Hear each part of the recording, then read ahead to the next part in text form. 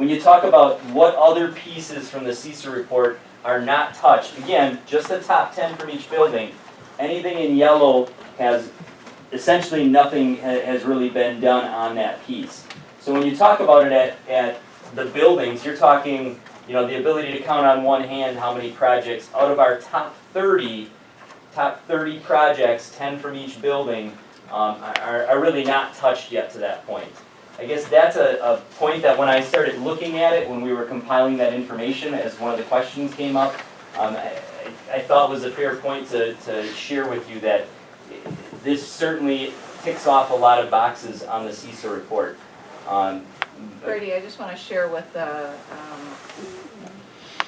the audience too what you're trying to share with them. So when we go back to the priority matrix, this is what Brady is sharing with the board. He just gave them a handout on that. So we have a facility plan, and on our facility plan, what Brady has done is taken the top 10 areas and he has shared that, shared the information with the board just in writing.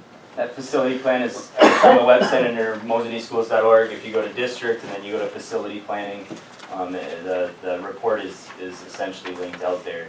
And again, the crux of that really boils down to what is it that the project accomplishes then. So again, anything that is in the blue is really talking about, a lot of that's the science room stuff. The only piece that I put a little asterisk on is in the middle school, one of the projects that's not highlighted yellow is just a project that bids have been received on. It's the handrails. I think it's one of the second or third things down, just in the effort of, you know, being fair to all of the projects on there. So really that's kind of the crux of trying to answer the questions that had come up from last month's meeting to this month's meeting, and really trying to be fair to, you know, the areas of what, you know, of what this really does accomplish. Can you go back into present mode and do Jeff's first? I want to talk about that. I just have a quick question on the space comparisons. Go to Jeff's. Yep. If I could, Brady, the next slide, 25 and 26. So it says option B is 12,000 new square feet, but then the next slide it says how much total square footage is a part of each project, and option B says 8,955. So the total square footage of new being added to that, the word should be in there, because you're really talking about a total number. New. Yeah. So then option A would really be 0 new square feet. New square footage. It's kind of comparing apples to oranges in that last, because it's difficult to say. So in that option B, if you look at that breakdown over there of what is the total square footage, at the end of the day, option A's total footprint is 6,000 feet. Yep. Option B's total footprint is essentially taking that new space, which is what's laid out there, the 8,955, with your new classrooms, new storage, and new restrooms, and really saying you add that to your existing science room space. So are we really looking at then 15,000 15,000 square feet is essentially the total, if you take the word new out of that, the total square footage of, of the new option versus, you know, the footprint of that A is very straightforward. It's 6,035 feet. You know, that's what the science rooms are essentially providing. Steve Jamrose, any comment? Steve, our architect, is here. He worked on this plan with No, I concur with everything Brady's mentioned. Just a quick question for Steve Kaiser also. Sure. I assume you've seen these lists, Steve, so on the items highlighted in yellow, you know, the high cost items that jump out at me would be locker rooms and restrooms. Sure. Outside of that, I don't see, so if we want to understand what we need to focus on once we get this project behind us, and we look at what costs still remain out there, it's really the big cost items are restrooms and locker rooms. Exactly right. I mean, you're looking at, you know, in another, you know, I guess we had that big list from the original, you know, referendum piece. And where you want to cut it off, you know, but like I said, you look at our locker rooms, it's definitely got to be redone at some point in time. There's no doubt about that. The restrooms are not ADA applicable, you know, so those issues are not going to go away. They're going to be in front of us moving forward. But like I said, it's where we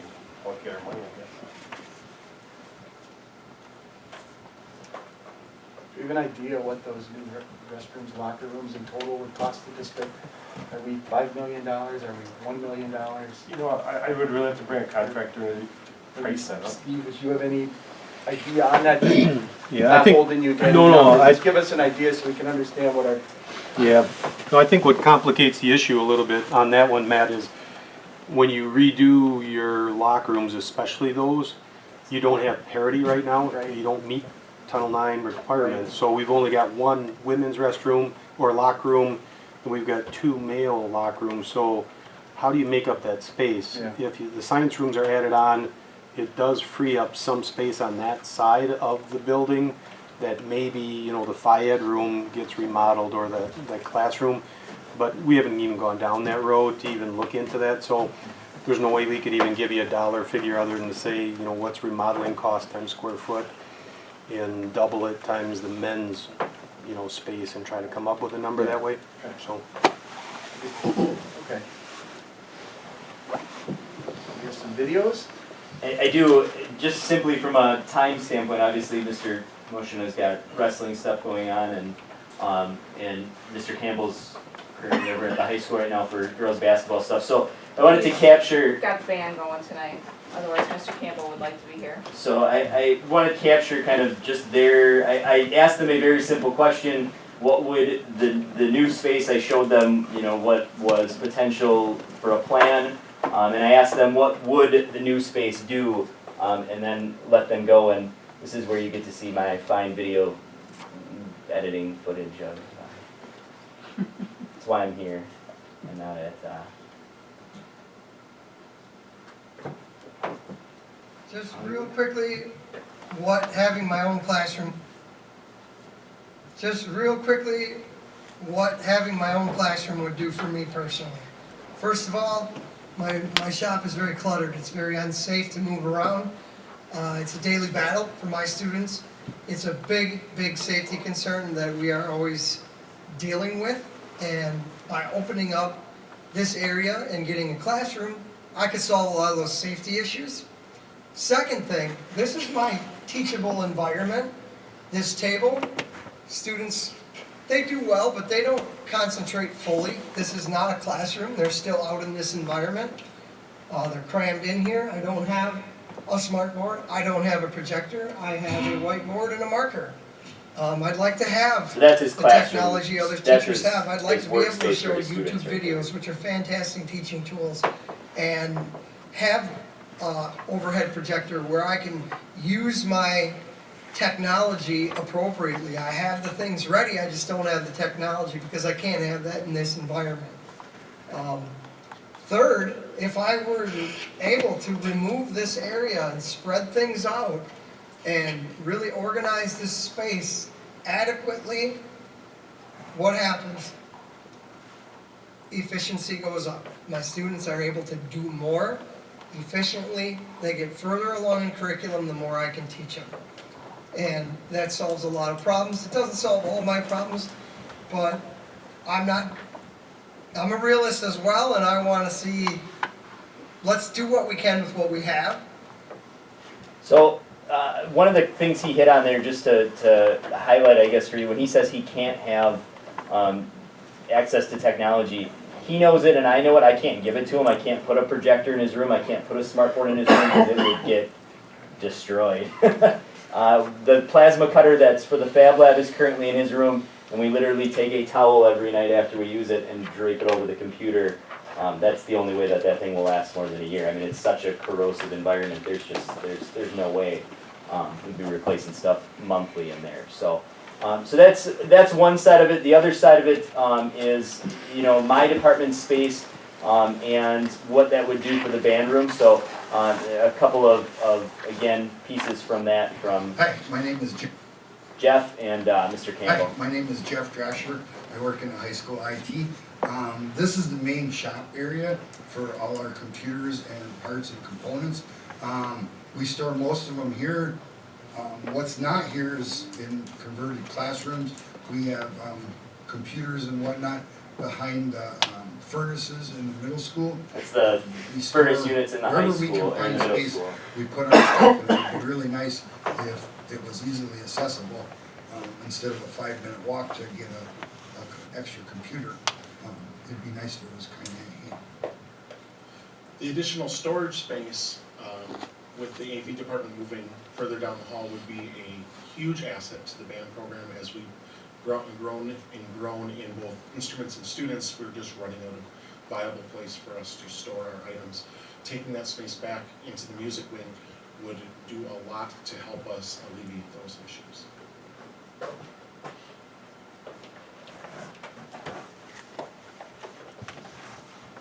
So I guess again, that kind of wraps up from my side of things. If anybody has any questions for me, certainly I'd be happy to answer, otherwise. There's a huge domino effect, and that's why the administrative team, we worked with the science department, we worked with all of the teachers at the high school, the impact.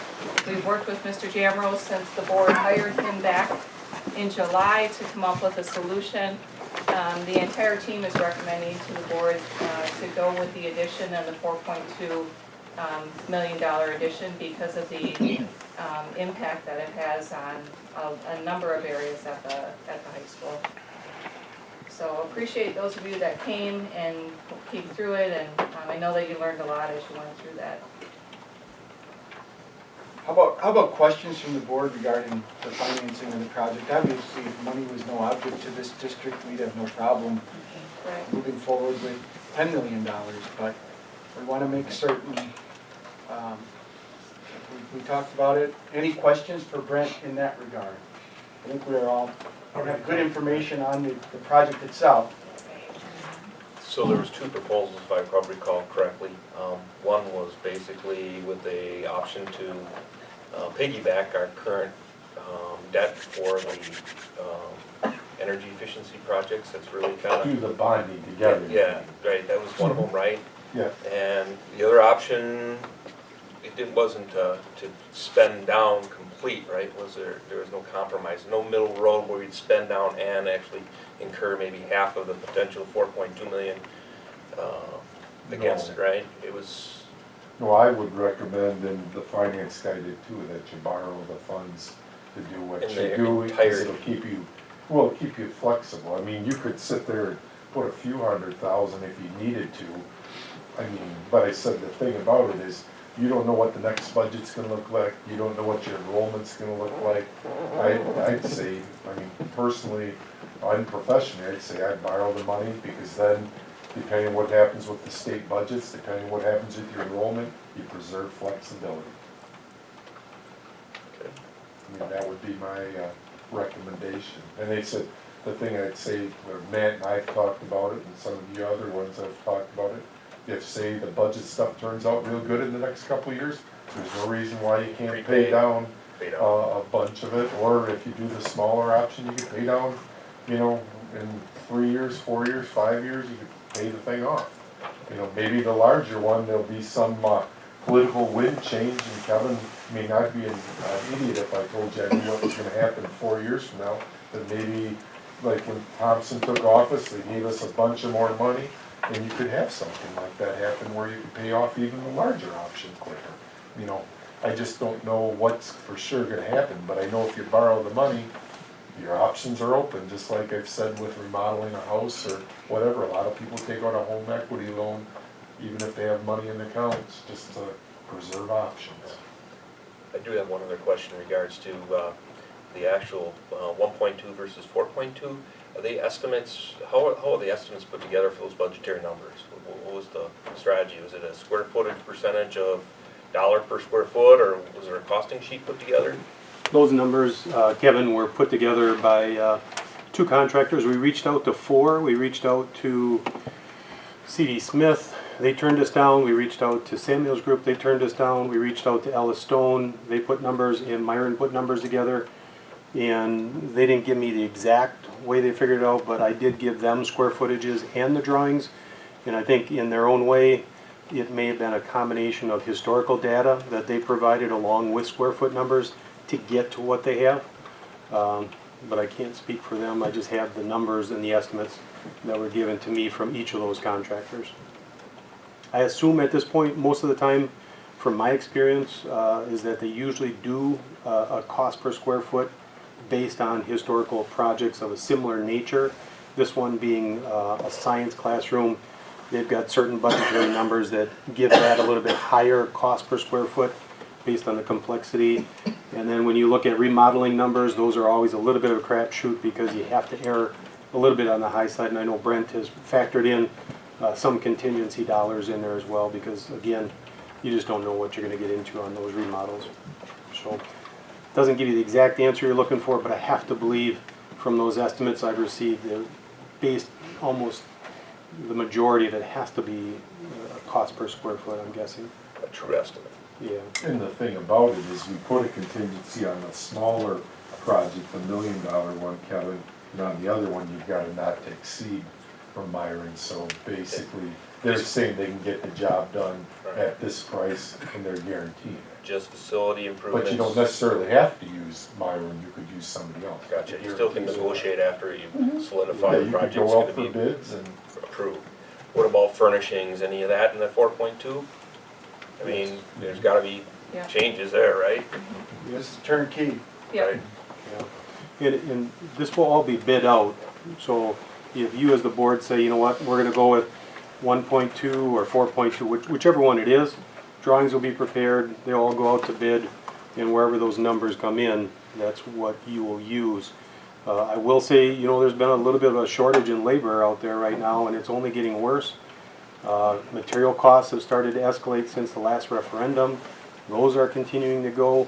God forbid we should have any other natural disasters other than 3, 4, 5 hurricanes. So, you know, it's the best guess we can make at this time and be Gotcha. somewhat prudent, so. And Brent sat down with the science team, and they went through furnishings, equipment, and then all of that's a part of it. We just wanna know where you're at and why. Yeah. That is important to us for good decision. Yep, absolutely. How about project manager, do you have, who would facilitate the project we would approve, 1.2 over the 4.2? Any idea of that estimate yet, or figure, how would that be facilitated? Our role is strictly the architect Okay. for the project, so we will bid it, and the numbers will come back, and you will hire a general contractor As your project manager? who will build it, and they will be your eyes and ears. We will be your eyes and ears. They'll be your project lead to make sure it gets done. And so as you hired us, we'll be on site to make site visits and then a compliance statement after it's all said and done. Thanks for that clarification. Yep. Additional questions from the board? I just have a comment to make real quick. And I'm making this point not to hear myself talk, but I've talked to enough community members and staff members and shared my position. I'll tell you that I came in here tonight with my decision made up on how I would vote and how I felt about this project. And over the last 20 minutes, I have changed my position on that. And initially I was a no to the $4 million proposal because the funding, the way to fund it and borrow the money for that goes against every core principle I would use in my own life. And my wife would sure love new windows, new siding, new kitchen floors, new cabinetry, new everything. But we do one thing at a time, then we pay for it, and then we go and do the next thing.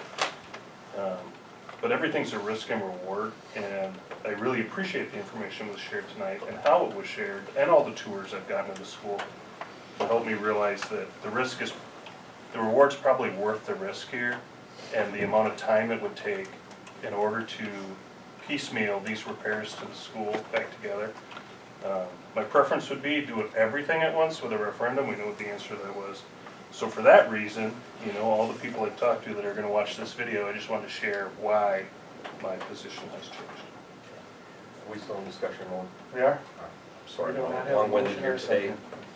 second. But, very similar to your comment, last meeting I was at 1.2, and after listening last time, I was starting to sway and move my position. But I didn't feel comfortable making a vote. So I dug deeper. I wanted to know more, I want to understand more. Similar to a previous comment in the last meeting, and I appreciate this being captured. Appreciate all the faculty members for participating in paving a path and a plan. Thank you. That's the first thing. Second thing is I have quite a unique role, quite honestly, in my job. I get visibility to industry, to healthcare, to many different organizations and different needs in Northwest Wisconsin. So I get to see demands, quite honestly, and needs and expectations, and I get to see other organizations, how they deal with and what they do. And quite honestly, we're not ahead of the curve, we're behind the curve. And as you hockey fellas can try to follow, Wayne Gretzky, you gotta skate to where the puck's gonna be, not where the puck is at. And some people call it forward-thinking, forethought, but I really think, quite honestly, this does bridge that gap of where, quite honestly, a lot of others are and where society is going, and quite honestly, the customers, the organizations that are going to bring on the future generations. So I, as well, am really for the $4.2 million.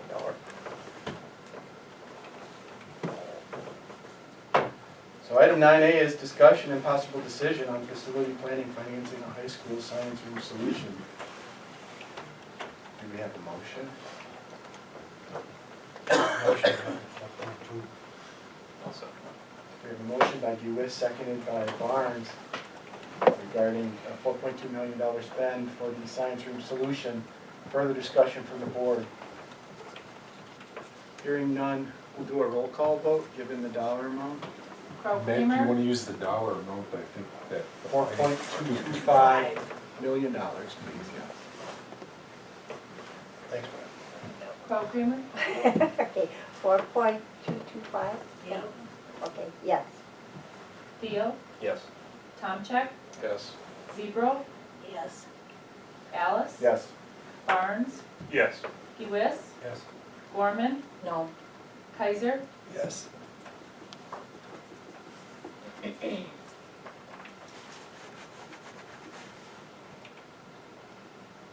Motion carries. Should we solve it? Moving on to item 9B, discussion and possible decision, adoption of initial resolution to issue general obligation bonds to finance science room solutions. Note the amount of the borrowing will be determined at the meeting, but will not exceed either $1.21 million or $4.225 million. I also move. So we have a motion by Kaiser, seconded by Kramer, $4.225 million. Yeah. Okay. Further discussion from the board. Hearing none, we'll roll call vote that as well. Tomcheck? Yes. Zebro? Yes. Alice? Yes. Barnes? Yes. Gewis? Yes. Gorman? No. Kaiser? Yes. Carl Creamer? Yes. Theo? Yes. Motion carries. Item 9C is discussion on the cell phone policy. This was an item that was tabled back in August, I believe, and was requested to be brought back forward at this meeting.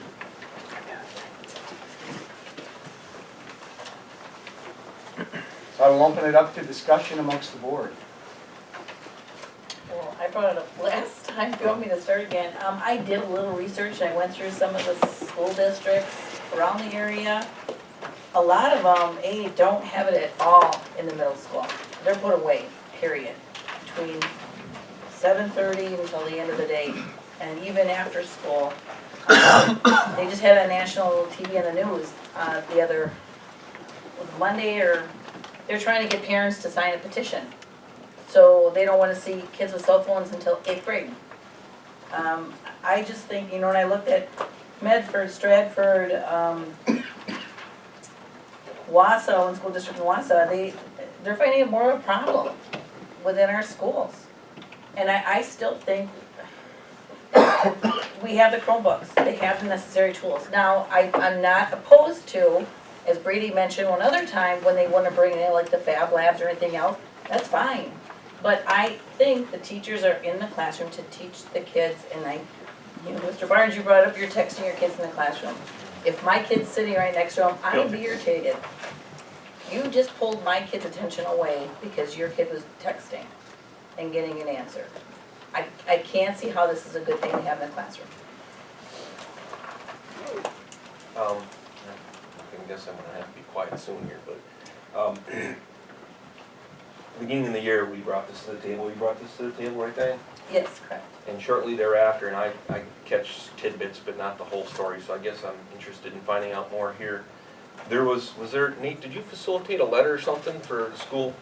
How, can you tell us a little bit about what's happened Well, there? we talked about how we had some challenges last year with the cell phone policy because we weren't enforcing it enough as a team and as a staff.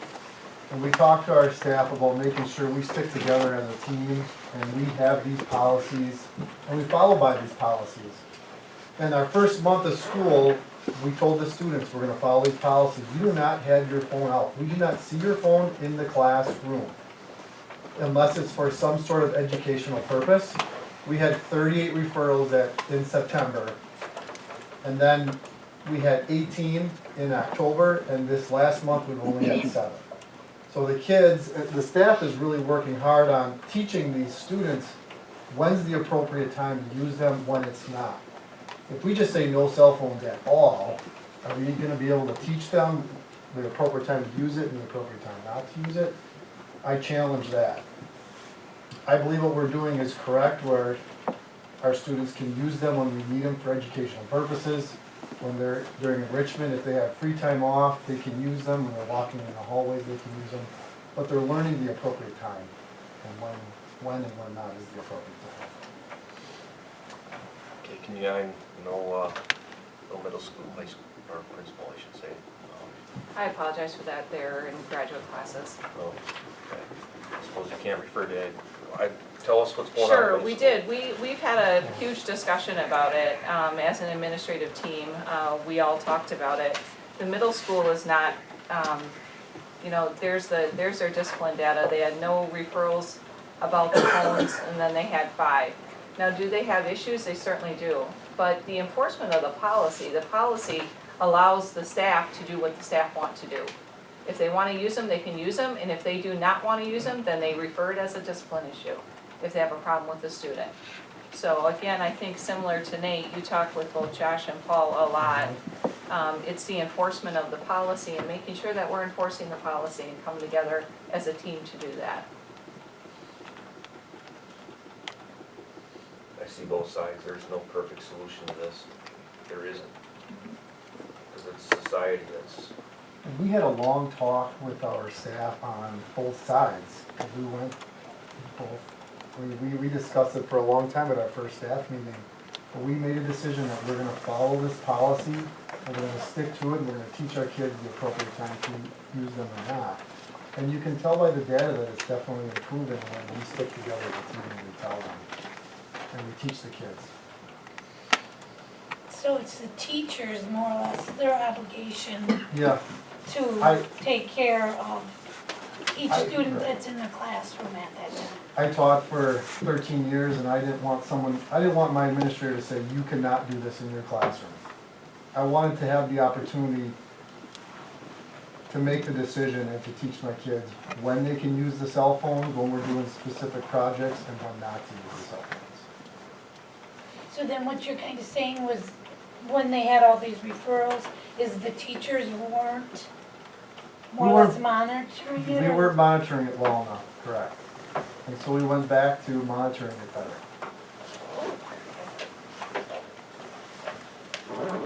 And at first the kids were like, what the heck, what's going on? And now it's.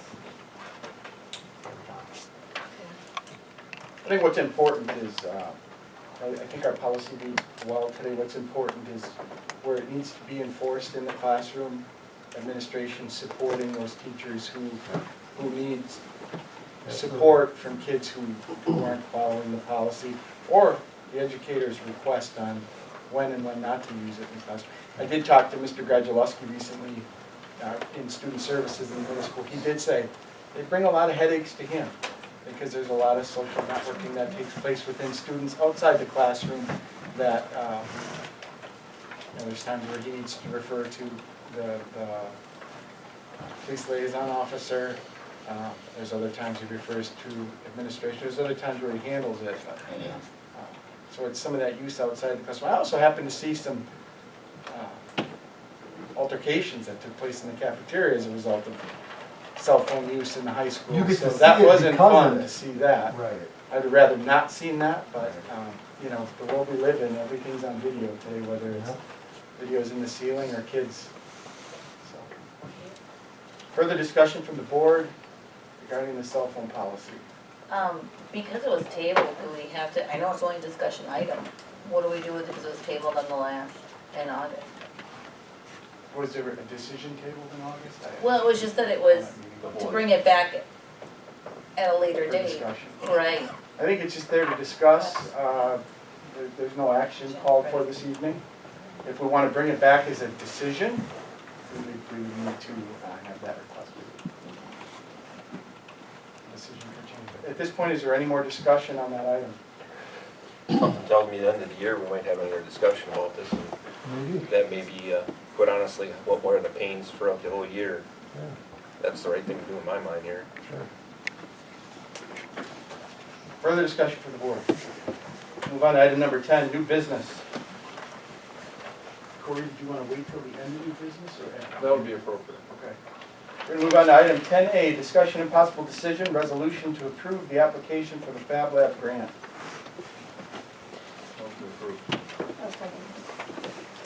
There's a motion by Tomchek, seconded by Kramer. Further discussion. Brady, you want to tell us something? This is, I was just, You wanna I get to didn't, Brady? I was just gonna tell you, this is the third time we've gone for it. We haven't gotten it yet, We're but trying. third time's a charm. So I do genuinely feel that they have favored established institutions already, so I feel like our chances certainly have increased. But essentially, we're going for an additional laser engraver to try to allow more students access to it in a class period instead of, you know, a limited number that can get through on one machine right now. That's what we're going for this time. There's an abundance of applicants for that. There is a ridiculous amount of schools that have put in for it. I hope by having the governor here a month ago, I did put a little bug in his ear about it, so, you know, I'm hopeful. Further discussion from the board? Hearing none, all those in favor? Aye. Opposed? Motion carries. Item 10B is an update, discussion and possible decision, teacher compensation quarter 1, 2017-18 meeting. You know, there's 3 items we'll look at, 3 clubs. Take you through. Based on the years that they've been involved in the schools, School classes, are in a position now where there should be some compensation for the leaders within those clubs, but I'll let Ann discuss that. That's exactly right. So our compensation committee continues to meet every single quarter. We meet quarterly. Representations from each tiered of our compensation model meet, and we discuss issues about compensation. And at our last meeting, we put together we had recommendations that came forward. A year ago, they decided how would people come forward for additions and subtractions to the compensation model. And we developed a form that they would fill out, descriptors, and looked at current data. So we have 3 that our committee is recommending, and that our committee has vetted those. They have looked at the amount of time, the amount of hours, the amount of kids that they service, and what the requirements of the positions are. So we are recommending 3 that are in their 3rd year.